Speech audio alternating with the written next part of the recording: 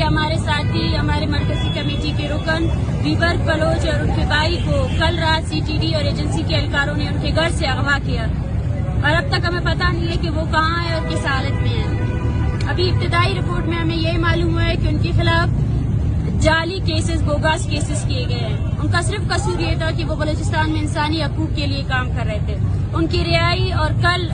جو بلوچ لاپتہ افراد کے لواحقین ہیں جن کو گزشتہ 24 گھنٹے ہو چکے ہیں، جن کو ڈیٹینشن سینٹر میں رکھا گیا ہے، سعیدہ بلوچ اور ان کی بہن اور دوسرے لاپتہ افراد کے لواحقین جن کو ڈیٹینشن میں رکھا گیا ہے، ان کے خلاف آج ہم نے یہاں پہ بلسان یونیورسٹی کے سامنے ایک احتجاجی ریلی کی کال دی تھی، لیکن ہم سے پہلے جتنے مظاہرین آئے تھے ان سب کو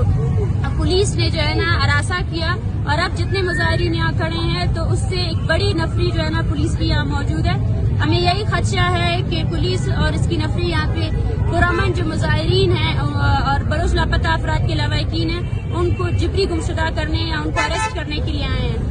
ہم سمجھتے ہیں کہ ہم اس دن کے لیے بہت وقت سے تیار تھے۔ ہم جو کام کر رہے ہیں بلوچستان میں وہ کام یہاں پہ اور کوئی نہیں کر رہا ہے۔ ہم بلوچستان میں ریاستی جبر کو ہائی لائٹ کر رہے ہیں اور ہم اپنی پوری عوام سے اپیل کرتے ہیں، انٹرنیشنل اداروں سے اپیل کرتے ہیں کہ وہ بلوچستان میں سیاسی موومنٹ پر جو قتلان ہے اور سیاسی کارکنان پر جو کریک ڈاؤن ہے اس کے خلاف مؤثر آواز اٹھائے۔ اور ہمیں یہ بھی خدشہ ہے کیونکہ بیبرک بلوچ ایک ڈسیبل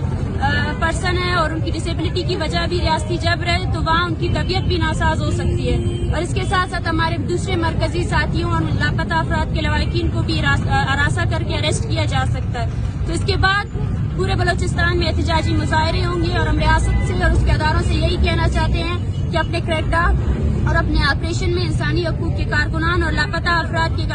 کے لواحقین ہیں ان کو اس ریاستی جبر کا نشانہ نہ بنائے۔ بہت شکریہ۔